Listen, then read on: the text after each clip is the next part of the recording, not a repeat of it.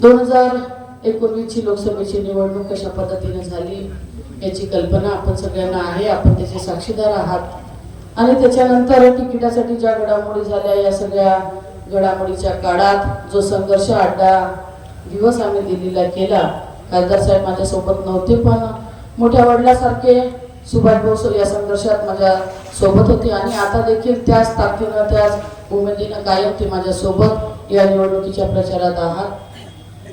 ही निवडणूक लढवत असताना माझे पती या ठिकाणी खासदार होते, त्यांच्या दुर्दैवी निधनानंतर पक्षश्रेष्ठींनी आणि आपल्या सगळ्यांच्या आशीर्वादाने ही जबाबदारी माझ्या खांद्यावरती टाकली।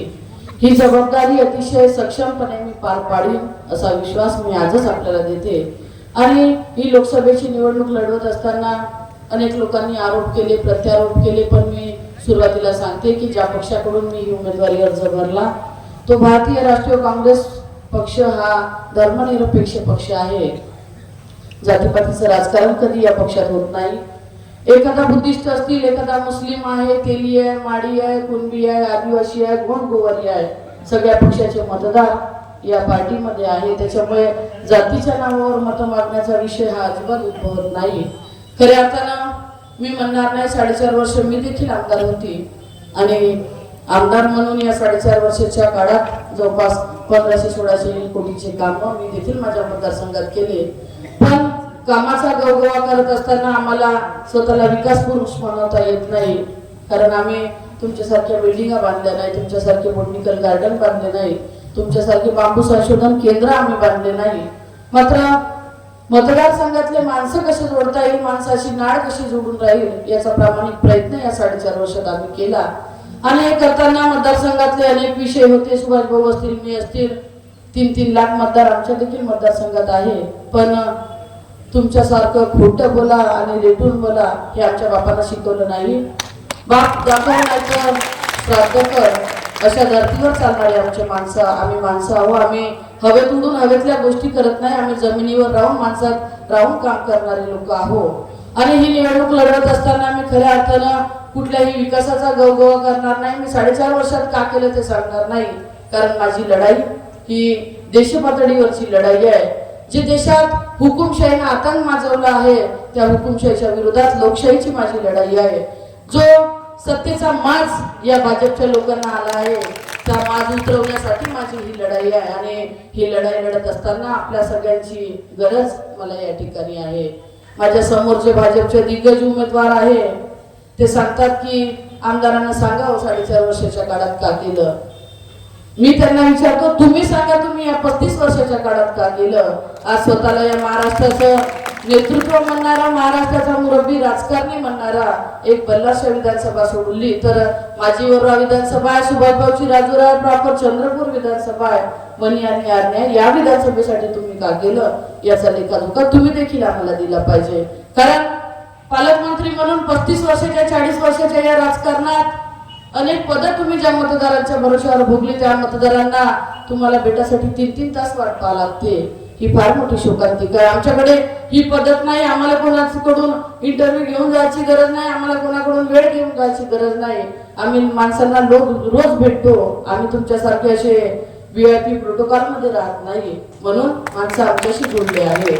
आज एकंदरीत विचार केला तर केंद्रात आणि राज्यात जे भाजपची सत्ता याच्या आधी 2014 मध्ये वेगवेगळे आश्वासने या भाजपच्या लोकांनी दिले। 2 कोटी रोजगार आम्ही लोकांना देऊ, 15-15 लाख तुमच्या खात्यात जमा करू, एकतरी आश्वासन पूर्ण केलं का याचा देखील विचार आपण या ठिकाणी केला पाहिजे। आज निवडणूक लढवत असताना सगळ्यात मोठा विषय होता की 14ची निवडणूक ही छत्रपतीच्या नावाखाली लढली, छत्रपतीचा आशीर्वाद म्हणून लढली। मुंबईत त्या शिवस्मारकाचं उद्घाटन स्वतः पंतप्रधानांनी येऊन केलं। मग आता 10 वर्ष लुटून गेले, कुठे गेलं तुमचं शिवस्मारक? आपण देखील विचारलं पाहिजे की ज्या छत्रपतीच्या नावाखाली आपण मतं मागली त्या छत्रपतीचा विसर कदाचित भाजपच्या लोकांना आता पडला आहे। आज केंद्रात आपण बघाल तर ज्या पद्धतीचं राजकारण केंद्रात आणि राज्यात चालू आहे, एवढं गलिच्छ राजकारण या एवढ्या वर्षाच्या काळात कधी आपण बघितलं नसेल। महाराष्ट्रातही आपण बघितलं की ज्या पद्धतीनं सरकार स्थापन झालं, ज्या शरद पवारांनी एवढ्या ताकदीनं राष्ट्रवादी उभी केली त्यांचे आमदार पडले। 5 वर्षाच्या लहानशा पोराला विचारलं की बाबा शिवसेना कोणाची, तोही सांगत की शिवसेना ही बाळासाहेब ठाकरेची, त्यांचीही शिवसेना फोडली. मात्र या सगळ्या घडामोडीत काही गुवाहाटीला गेले, काही सुरतला गेले, काही खोके घेऊन बोके झाले, पण काँग्रेसचे आमदार मात्र जशाने तसे जागेवर राहिले आणि याचा फायदा येणाऱ्या निवडणुकीत काँग्रेसला नक्की भेटणार आहे. आपला जिल्हा हा एक औद्योगिक जिल्हा म्हणून नामांकित आहे. या जिल्ह्यात कोळशाचं उत्पादन मोठ्या प्रमाणात होते, या जिल्ह्यात खनिजचं उत्पादन मोठ्या प्रमाणात होते, विजेची निर्मिती मोठ्या प्रमाणात होते. आणि हे सगळं असताना सगळ्यात मोठी सुशिक्षित बेरोजगारांची संख्या देखील आपल्या जिल्ह्यात आहे, हे देखील आपल्याला विसरता येणार नाही. आज जे स्वतःला विकास पुरुष म्हणतात, मोठमोठे आवाज वाढव जे गोष्टी करतात, त्यांना आपणही विचारलं पाहिजे. या ठिकाणी अनेक तरुण आहे की पालकमंत्री म्हणून या जिल्ह्यासाठी एखादा तरी रोजगार तुम्ही नवीन मंजूर करून आणला का? जे काही उद्योगधंदे आहेत ते काँग्रेसच्या काळातले आहे, पण भाजपने या जिल्ह्यासाठी काय आणलं याचा देखील विचार आपण केला पाहिजे. हा प्रश्न आपण त्यांना विचारला पाहिजे. आणि काल आपण बघितलं असेल की मोदीची सभा होती, मोदीच्या सभेत जवळपास 33 मिनिटाचं भाषण त्यांनी केलं, पण सगळे विषय फक्त केंद्रातले बोलले, पण चंद्रपूरकरांसाठी काय देणार, चंद्रपूरच्या विकासासाठी तुम्ही काय करणार याचा एक भ्रम म्हणून शब्द देखील त्यांनी त्या ठिकाणी काढला नाही. मग जेव्हा आपण बघितलं असेल की मी नामांकन अर्ज भरला, नामांकन अर्ज भरत असताना ज्या पद्धतीचा जनसमुदाय, ज्या पद्धतीची सुनामी या चंद्रपूर शहरात उपडून आली होती, पुणेरी तलावापासून तर जगपुरा गेट पर्यंत फक्त लोकांची गर्दी दिसत होती. आणि ती गर्दी पाहून विरोधी पक्षाच्या आमदाराची पायाखालची जमीन घसरली. मी फॉर्म भरायच्या दिवशी सांगितलं की एवढी गर्दी पाहून कदाचित उमेदवाराला झोप लागणार नाही, तो इकडे तिकडे पलट्या मारत, पण झोप लागणं तर दूरच झालं, पण 102 103 डिग्रीचा ताप त्याला आला. म्हणजे पराभवाची भीती कुठेतरी वाटत आहे की ही निवडणूक आपण जिंकणार नाही, आणि ही निवडणूक जिंकणार नाही, पराभवाची भीती मनात असल्यामुळे आता कुठेतरी त्या उमेदवाराची बोलण्याची पातळी ही घसरताना आपल्याला दिसत आहे. या सगळ्या गोष्टीत आपण बघितलं असेल की एवढ्या वर्ष राजकारण झालं आणि ते 10 वर्षाच्या या भाजपच्या राजकारणात वरून तेच म्हणतात की या 70 वर्षाच्या काळात काँग्रेसने काय केलं. आपण सांगितलं पाहिजे. भाजपचे लोक सोशल मीडिया असतील, प्रिंट मीडिया आहे, इलेक्ट्रॉनिक मीडिया, या सगळ्या बाबतीत अतिशय प्रॉम्प्ट असतात.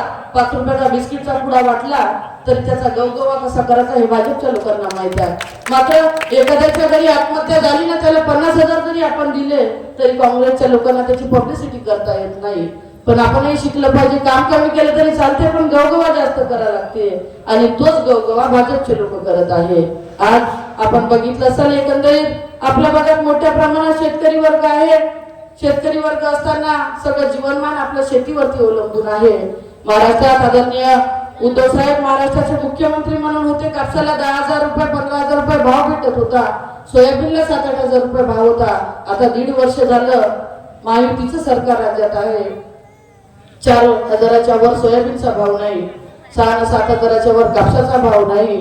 आणि एवढं सगळं असून जर शेतकरी राबत आहे, शेतीत माल पिकवत आहे, पण शेतमालाला जर हमी भाव मिळत नसेल तर त्यांना कुटुंब कसं चालवायचं हा देखील सगळ्यात मोठा प्रश्न आहे. आज परदेशातून माल आयात केला जातो, मात्र आपण पिकवलेला माल घ्यायला शासन तयार नाही. मग शासन तयार नसताना आपला माल आपण विदेशात नेऊन विकायचा का, अशी परिस्थिती शेतकऱ्यांवरती आहे. आज 5 एकर शेती करणारा शेतकरी असेल तर सर्रास हमी भावामुळे 1.5 लाखाचं नुकसान त्या शेतकऱ्यांचं होत आहे. म्हणजे शेतकऱ्यांच्या खिशात डल्ला माराचं काम हे भाजपचे लोक करत आहेत.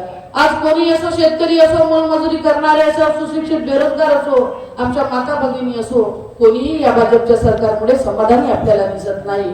आणि या ठिकाणी काम करत असताना, बोलत असताना औद्योगिकरणाचा विकास करतो म्हणून जे छाती ठोकून सांगत आहे त्यांना सांगितलं पाहिजे की तुम्ही एकही उद्योगधंदा या 35 वर्षाच्या काळात आणू शकले नाही. मात्र ते मला म्हणतात की आमदारांनी 4.5 वर्षात का केलं. मी छाती ठोकपणे सांगतो 20,000 कोटीचा नवीन प्रकल्प मी माझ्या आमदारकीच्या काळात मंजूर करून आणला. मी तुमच्यासारखे बिल्डिंग बांधले नाही, तुमच्यासारखे बाग बगीचे लावले नाही, पण प्रकल्प याच्यासाठी मंजूर करून आणला. किमान माझ्या मतदारसंघातले 10-15 हजार लोक, 10-15 हजार सुशिक्षित बेरोजगार जे दर नोकरीसाठी घरोघरी फिरत आहे, या त्या कंपन्यात इंटरव्ह्यू देत आहे. बापाच्या खात्याला कांदा लावून खाणारे 2-2 पोरं एका कुटुंबात आहे, ज्यांना खाण्याची आता मोताज आहे. त्यांनी का करावं असा प्रश्न त्यांच्या समोर आहे. किमान त्या रोजगार तरी त्यांना मिळेल. आणि हे करत असताना 145 मेगावॅटचा सोलर प्रकल्प मंजूर करून आणला. माझ्या मतदारसंघात 150 कोटीची पाणी पुरवठ्याची योजना मंजूर करून आणली. आपण चंद्रपूर शहराचं बघत असाल की चंद्रपूर शहरात अजूनही एवढे राजकारणी होऊन गेले, पण चंद्रपूर शहरातल्या लोकांना पाणी पिण्याची व्यवस्था अजून नाही. त्या इरई धरणावरून सीटीपीएसच्या तलावातून ते पाणी घेत आहे. आज जर त्या सीटीपीएस वाल्यांनी पाणी देण्यासाठी मनाई केली तर चंद्रपूर शहरातल्या लोकांनी पाणी कुठून प्यायचं हा सगळ्यात मोठा प्रश्न आहे. मग जेव्हा या देशाचे राज्यकर्ते म्हणून तुम्ही या जिल्ह्याचे नेते म्हणवता स्वतःला आणि विकास पुरुष म्हणवता, मग जिल्ह्याच्या विकासासाठी तुम्ही काय काय केलं याचा लेखाजोखा तरी आमच्या मतदाराला तुम्ही दिला पाहिजे. आज या ठिकाणी बोलत असताना ते सांगतात की 70 वर्षाच्या काळात काँग्रेसनी या देशाला काय दिलं. आपण बघितलं असेल या गांधी कुटुंबाचा फार मोठा इतिहास या स्वातंत्र्याच्या काळात आहे. आदरणीय इंदिराजी या देशाच्या पंतप्रधान म्हणून काम केलं. त्यांनी काम करत असताना कधी जातीपातीचं राजकारण केलं नाही. समाजाच्या शेवटच्या टोकापर्यंत प्रत्येक माणसाला मदत कशी करता येईल त्याचा प्रयत्न त्यांनी केला. त्यांच्यानंतर राजीवजी आले. राजीवजी नंतर सोनिया गांधीवरती अनेक टीका या भाजपच्या लोकांनी केल्या की इटलीची केटली हा देश सांभाळत आहे. पण विदेशातून आलेल्या महिलेने देखील एवढा स्ट्रॉंगली हा पक्ष सांभाळला. 2 लहान पतीच्या निधनानंतर 2 लहान पोरं असताना पदर कमरेला खोसून ज्या ताकदीनं त्या बाईनं कुटुंब आणि पक्ष सांभाळला हे आपल्याला कदापि नाकारता येणार नाही. इंदिरा गांधीचा शेवटचा रक्ताचा थेंब या देशाच्या स्वातंत्र्यासाठी गेला. राजीव गांधीच्या रक्ताचा थेंब स्वातंत्र्यासाठी गेला. पंडित जवाहरलाल नेहरू जेलमध्ये होते हे कदापि आपल्याला नाकारता येणार नाही. आणि दुसऱ्या बाजूने जे या ठिकाणी आपण बघितलं असेल की विकास पुरुष म्हणून बसून आहे आणि त्यांचे ते महारथी गुरु योग गुरु जे सर्वोच्च पदावर बसले आहे त्या मोदी कुटुंबाचा काय इतिहास आहे हा देखील आपण पाहिला पाहिजे. ते सांगतात मी रेल्वे स्टेशनवरती चहा विकला, मी मोठमोठ्या डिग्र्या घेतल्या, चहा विकला, पण चहा विकताना कोण पाहिलं? कोणत्या रेल्वे स्टेशनवर चहा विकला?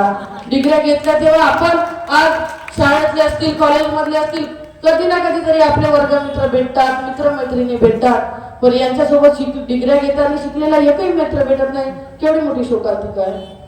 म्हणजे एवढ्या डिग्र्या घेताना कोणी तर सोबत शिकलं असेल, आज एकही माणूस सांगत नाही की मी मोदी सोबत शाळा शिकलो म्हणून. मग डिग्री आल्या कुठून याचा देखील विचार आपण केला पाहिजे. आज काँग्रेसच्या बाबतीत आपण माहित आहे की काँग्रेसचा इतिहास आहे, काँग्रेसला मानणारा वर्ग आहे, काँग्रेसला मतदान करणारा वर्ग आहे आणि काँग्रेसने या देशाच्या स्वातंत्र्यासाठी काय चळवळ उभी केली ही आपल्या सगळ्यांना माहित आहे. म्हणून ही निवडणूक लढवत असताना खऱ्या अर्थानं इतर गोष्टी न बोलता ज्या पद्धतीची हुकुमशाही या भाजपाची या देशात चालू आहे ती हुकुमशाही कुठेतरी गाडून पडायची असेल आणि लोकशाही जिवंत ठेवायची असेल तर त्याच्यासाठी ही लढाई आपण सगळ्यांनी एकत्रितरित्या लढली पाहिजे. आज अनेक वक्तव्य ते माझ्या बाबतीत देखील करत आहे. वक्तव्य करत असताना ते बोलले की काँग्रेसची उमेदवार ही अश्रू डाडू मत मागते, पण आजच सांगतो मी कधीही रडून मत मागणारी अजिबात नाही. मत मागताना रडून मत मागायची मला गरज नाही. मी तुम्हाला स्पष्टपणे सांगतो, तुम्हाला वाटत असेल की या लोकसभेची उमेदवार म्हणून प्रतिभा दानोरकर त्या लायकीची असेल तरच मला मतदान करा, अन्यथा मतदान करू नका. आणि मी लढून कधी मत मागणार नाही. मी आलेल्या प्रत्येक संघर्षाला लढून संघर्षाला समोर जाणारी मी सावित्री जिजाऊची लेक आहे. मी कदापि अशी हार मानणारी नाही आहे. आणि माझ्या पतीच्या बाबतीतही अनेक वक्तव्य त्यांनी केले, पण आपल्याला माहित आहे की माझा नवरा काही असा तुमच्यासारख्या खोटं बोला पण रेटून बोला गोष्टी बोलणारा नव्हता. या ठिकाणी बबन बसून आहे, नितीन पिपरे आहे, यांना माहित आहे शिवसेनेत असताना आम्ही कशा पद्धतीनं काम केलं. आज या 20-25 वर्ष शाखा प्रमुखापासून तर खासदारकी पर्यंतचा प्रवास करत असताना शेतकऱ्यांसाठी वेळोवेळी रस्त्यावर उतरायचं काम पडलं, आंदोलन करायचं काम पडलं, मोर्चे करायचं काम पडलं. कधी या दानोरकर किंवा आम्ही घाबरलो नाही. अनेक केसेस या शेतकऱ्यांसाठी लावून घेतल्या. 2-2दा तडीपार झालं, 2 नवरा बायको 6 जिल्हे बाहेर राहिलो, पण कदापि घाबरलो नाही. आणि आज तो म्हणते की रडू मत मागते. अरे बाबा, तुला का माहित आहे की मी माझा वाघ गमावल्यानंतर माझी अवस्था काय आहे? आणि तू माझ्या बाबतीत एका विधवा महिलेच्या बाबतीत जर असं वक्तव्य करत असेल तर मी तर कदापि माफ करणार नाही, पण माझ्या मतदारसंघातल्या महिला देखील कदापि त्याला माफ करणार नाही. आपल्याला माहित आहे घरचा करता माणूस कुटुंब प्रमुख निघून गेल्यानंतर त्या बाईची अवस्था काय होते. आज अनेक जबाबदाऱ्या या 10 महिन्याच्या काळात मी सांभाळल्या. जबाबदाऱ्या सांभाळता सांभाळता कौटुंबिक जबाबदाऱ्या तर होत्या, पण सोबत राजकीय जबाबदाऱ्या देखील होत्या. एका भागाची आमदार मी होती. आज 3-3 लाख लोकांचं प्रतिनिधित्व करत असताना एखाद्या वेळेस जर का डोळ्यातून अश्रू निघले असतील तर भाजपचा उमेदवार त्या अश्रूचा असा गवगवा करल याची मला अजिबात कल्पना नव्हती. पण कदाचित माझ्या अश्रूच्या बाबतीत वक्तव्य करून माझ्या अश्रूची फुले करण्याचं काम त्यांनी केलं. म्हणून त्यांना या ठिकाणी सांगतो की ही प्रतिभा दानोरकर कधीही रडून मत मागणारी नाही, तर लात मारल तिथं पाणी काढून मत मागणारी आहे. म्हणून कदापि अशा खोट्या धमक्या देऊन आर्नीत एक भाषण केलं म्हणे की डाण्या वाघाच्या वाघीणला कसं जेल बंद करायचं हे वनमंत्र्याला माहित आहे. पण त्यांना माहित नाही आम्ही शिवसेनेत राहिलो, आम्ही जेलात गेलो, असं कितीदा जेलात जायचं काम पडलं तरी आम्ही घाबरणार नाही. आम्ही जनतेसाठी जनतेचे सेवक म्हणून काम करत आहोत. आणि उलट बरं आहे, या निवडणुकीच्या काळात जर जेलात टाकून दिलं तर किमान प्रचाराला फिरायचा त्रास तरी वाचून जाईल. उलट आमची निवडणूक ही सोपी होऊन जाईल. पण सत्तेचा आणि प्रशासनाचा वापर कसा चुकीच्या पद्धतीने करायचा हे या लोकांना चांगल्या पद्धतीने माहित आहे. एवढा मोठा धनाढ्य उमेदवार आपल्या समोर असताना ते उमेदवार ज्या पद्धतीचं आता राजकारण करतात, ज्या पद्धतीची भीती त्यांना काँग्रेसच्या उमेदवाराची वाटत आहे, पण समोर समोर नवीन नवीन साली ते खेळतील. पण माझी सगळ्यांना विनंती आहे, आपल्याही काही लोकांना ब्लॉक करण्याचा प्रयत्न ते करतील, पण आलेली लक्ष्मी अजिबात नाकारू नका. आली तर घेऊन घ्या, पण मतदान हे योग्य उमेदवाराला करा. आणि कारण आता जर का मतदान करताना चुकलं तर भविष्यात 5 वर्ष तुम्हाला रडत बसा लागेल. म्हणून माझी सगळ्यांना विनंती आहे की खऱ्या अर्थानं ही निवडणूक लढवत असताना, या निवडणुकीला समोर जात असताना ही लढाई एकट्या प्रतिभा दानोरकरची नाही, तर भाजप विरोधी आपण सगळ्यांची ही लढाई आहे. आणि ही लढाई एकजुटीने आपल्याला लढायची आहे. भारतरत्न डॉक्टर बाबासाहेब आंबेडकरांनी जे संविधान आपल्याला दिलं, आता सुभाषभाऊंना बोलत असताना सांगितलं की त्या हेगडेंनी वक्तव्य केलं की 400 पार आम्ही याच्यासाठीच म्हणत आहोत, कारण आम्हाला संविधान बदलायचं आहे. पण आपण लक्षात ठेवा, संविधान जर बदललं तर आपला मतदान करण्याचा अधिकार राहणार नाही. आज मी या ठिकाणी आमदार म्हणून बोलत आहोत, तो संविधानानं दिलेल्या अधिकारामुळे बोलत आहोत. आणि 400 पारच्या गोष्टी करणाऱ्यांना 400 पार कशासाठी पाहिजे, तर संविधान बदलण्यासाठी. म्हणून आपल्या सगळ्यांना विनंती आहे की संविधान जर का वाचवायचं असेल, आपला अधिकार वाचवायचा असेल, आपली खऱ्या अर्थानं अस्तित्वाची लढाई आहे. आणि ही लढाई लढण्यासाठी आपण सगळ्यांनी एकजुटीने लढलं पाहिजे. संविधानाच्या बाबतीत कसे चुकीचे वक्तव्य ते करतात हे देखील आपल्याला माहित आहे.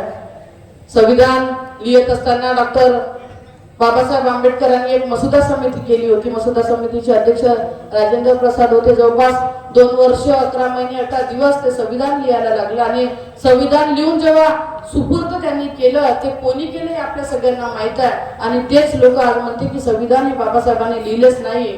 म्हणून सत्तेचा वापर कशा चुकीच्या पद्धतीने करत आहे याची जाण आपण ठेवली पाहिजे. आज मोदीची गॅरंटी म्हणून देशभरात डिंडोरा पिटत आहे, पण गॅरंटी तुम्ही कशाची देणार? एवढ्या मोठ्या प्रमाणात असणाऱ्या या सुशिक्षित बेरोजगारांची गॅरंटी देणार, शेतकऱ्यांच्या त्या हमी भावाची गॅरंटी देणार, महिलांच्या केलेल्या अपमानाची गॅरंटी देणार, वाढत्या महागाईची गॅरंटी देणार का कशाची गॅरंटी देणार याचा विचार आपण केला पाहिजे.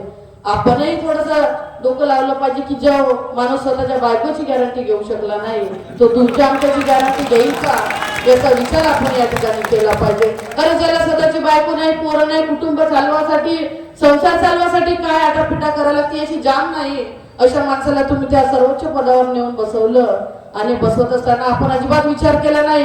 2014 मध्ये आपल्याला वाटलं की माणूस खूप मोठ्या मोठ्या गोष्टी करताय, खरंच काही ना काही विकास हा माणूस घडवल म्हणून धरलं ना, बकाबक कमराच्या बटना आपण सगळ्यांनी दाबल्या.